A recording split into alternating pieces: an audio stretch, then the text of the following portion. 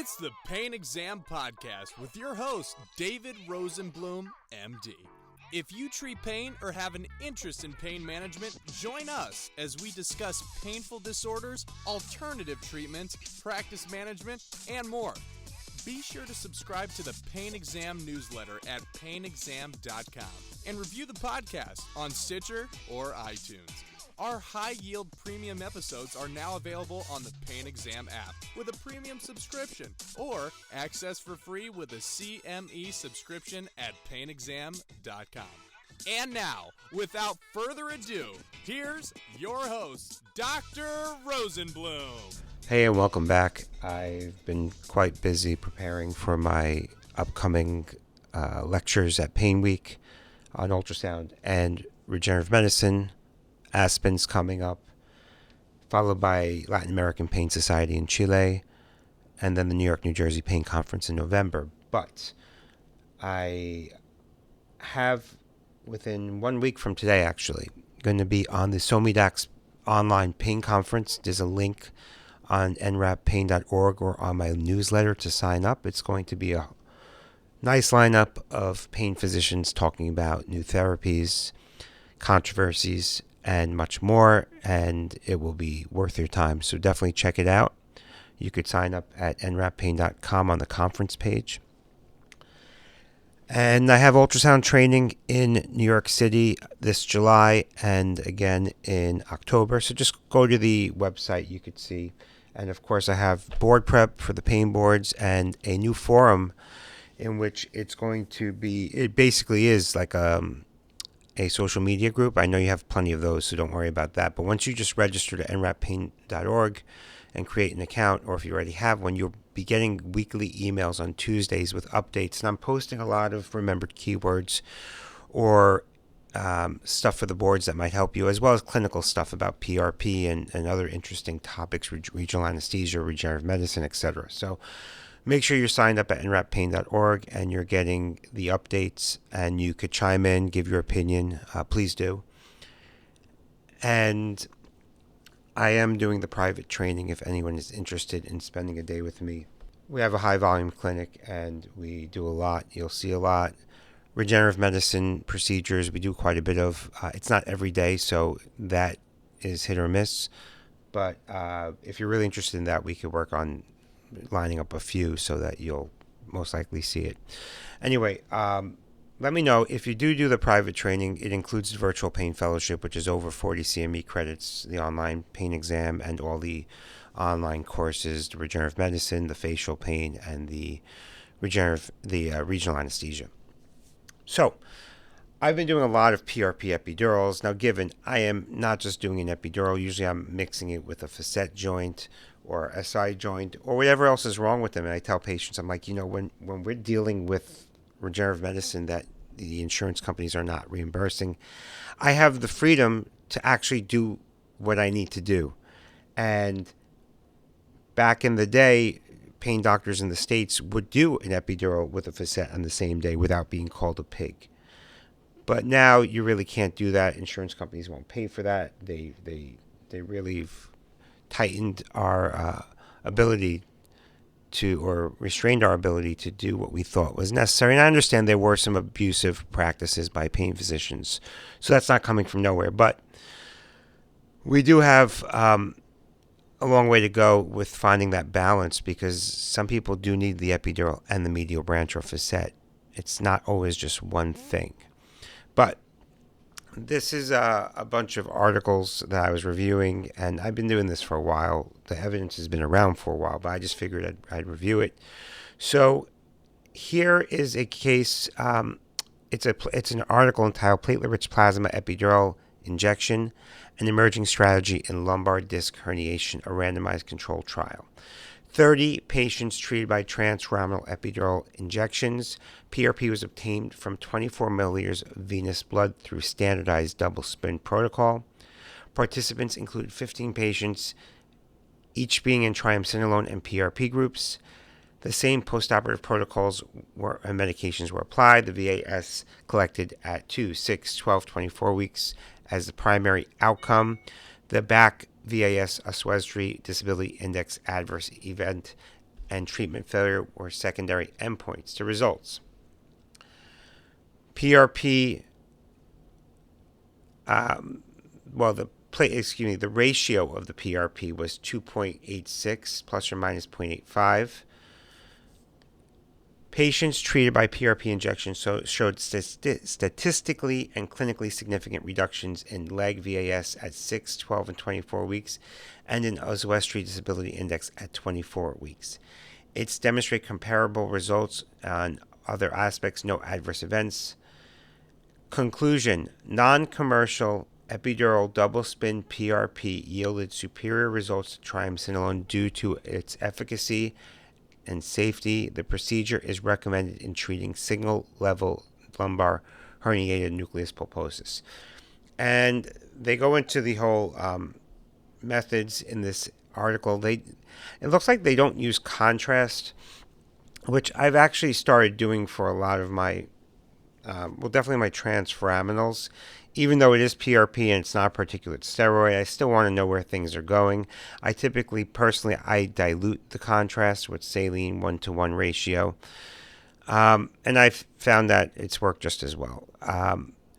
But here they go into they're not, I mentioned that they're not using a commercially available kit. They're using test tubes. And there really is a nice article. It goes into all the details of how they did everything. And you can even see a picture of the test tube. I'll have the link in the show notes. Okay, the next study, it's called Comparison of Interlaminar CT-Guided Epidural PRP versus Steroid Injection in Patients with Lumbar Radicular Pain. First question is, epidural CT-guided? Are you crazy? Why? That just seems like overkill. And they're doing interlaminar. They're looking at the efficacy. They had a total of 60 patients in two groups, 30 epidural PRP, 30 epidural steroid. Both had statistically significant improvement at 6 weeks. They basically concluded that the results of CT-guided interlaminar epidural PRP are similar to epidural steroid injections, but the PRP could be a safer option. I mean, first of all, why CT, right? That just goes to show you it's probably not a typical pain doctor in the United States doing this.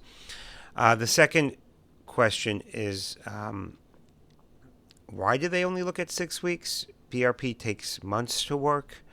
I'm really confused as to why they maybe they just want to demonstrate that it works and it's safe. However, I think the real question is, where are these people at 6 months out, and is there a big difference, right? Because we want to know who to treat first, who's going to get the longer term relief. So it's an interesting article to read. I'm not used to looking at CAT scans for epidural guidance, but I guess not everybody does everything the same way as we do here in the States, and I wouldn't be surprised if these doctors were interventional radiologists. And here I found a meta-analysis. It's entitled, "Is Platelet-Rich Plasma Better Than Steroids as Epidural Drug of Choice in Lumbar Disc Disease with Radiculopathy?" Meta-analysis of randomized controlled trials. It's from 2025. Reading here the abstract, the current meta-analysis was performed to analyze the efficacy and safety of PRP as an epidural injectate in comparison with steroids in the management of radiculopathy due to lumbar disc disease. We conducted independent and duplicate searches of the electronic databases PubMed, eBase, AMBase, or MBase, Cochrane Library in March 2024 to identify randomized controlled trials analyzing the efficacy of epidural PRP for pain relief in the management of lumbar disc disease. Animal or in vitro clinical trials without comparator group, retrospective or non-randomized clinical trials were excluded. Diverse post-injection pain scores, VAS, and functional scores as Oswestry Disability Index, SF36, as reported in the reviewed studies, were evaluated. Statistical analysis were performed using Stata 17 software, 5 RCTs, including 310 patients. PRP was 153, steroid group was 157, were included in the analysis. The included studies compared the efficacy and safety of epidural, PRP, and steroids at various time points, including 1, 3, 6, 12, 24, and 48 weeks. Epidural PRP was found to offer comparable relief as in terms of and functional improvement, overall health improvement, as the epidural steroid injection at all observed time points in the included studies without any increase in adverse events or complications. Epidural administration of PRP offers comparable benefit as epidural steroid injections, they're concluding, in the management of radiculopathy due to lumbar disc disease. The safety profile of the epidural PRP is similar to the epidural steroid. I believe this. I guess I question, is it a one-time steroid shot? They don't really go into that in this abstract. There's a lot more details in the article, which if you want to delve into, you can, or even better, read the individual studies in this. It's a meta-analysis, so they weren't all done exactly the same. So generally speaking, it's safe and it works. I don't think, if there's no contraindications to steroid, I think you're still okay to give steroid. You'll probably get, I think, a quicker onset of relief if it goes along the trends of what most other studies say. This one doesn't really specify that. But I think it's good to know. So when patients say, oh, I want the natural approach, you could offer them, if they fail the non-interventions, if they want a natural intervention, I guess you could offer them the PRP, which I've been doing more and more of. The patients are getting smarter. They're getting... people are really, I think, moving away from wanting to take drugs or have any substances made in a pharmaceutical lab or out of a big pharma injected in their body. People want their own goodness, which is what PRP is. So, I think once again, if there's a doubt in your mind, if you're doing PRP in the epidural space, if it's okay or not, it seems to be very okay. It seems to be safe, possibly safer than steroid. And is it giving long-term relief? Well, from anecdotal personal experience, I find my patients need less injections when they get the PRP. I always say, some people look at the PRP as just a way for doctors to make money. But at the end of the day, these patients do require less injections. They get better, and the relief tends to last longer. So it's becoming more and more the ethical choice. So I think, these, by the way, these are just a few of the studies. There's a whole bunch of studies. And what started me on this route was back in 2019 when ASIP published the Regenerative Medicine Guidelines, where it became more or less a fact of the matter that this stuff works.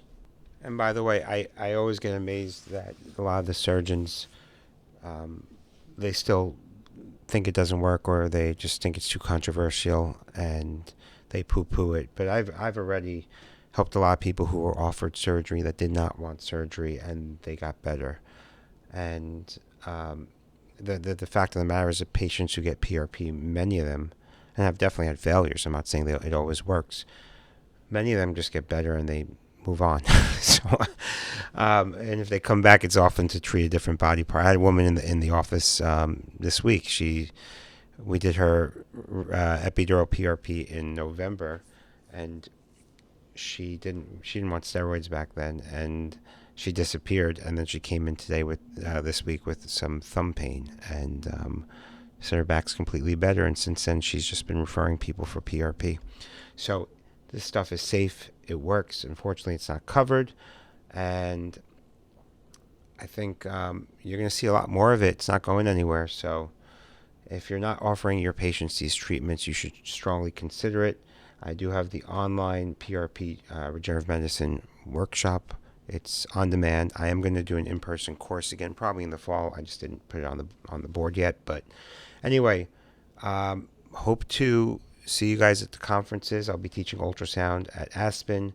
Once again, ultrasound and regenerative medicine at PainWeek. It's going to be in Vegas in September. It's going to be a lot of fun. And I hope to see you guys. Feel free to email me, reach out to me if you have any questions. And I look forward to hearing from you. Take care and have a great day. Dr. Rosenblum is here solely to educate, and you are solely responsible for all your decisions and actions in response to any information contained herein. These podcasts are not intended as a substitute for the medical advice of a physician to a particular patient or specific ailment. You should regularly consult a physician in matters relating to yours or another's health. You understand that this podcast is not intended as a substitute for consultation with a licensed medical professional. Copyright 2017, David Rosenblum, all rights reserved. No part of this publication may be reproduced, stored in a retrieval system, or transmitted in any form or by any means, electronic, mechanical, recording, or otherwise, without the prior written permission of the author.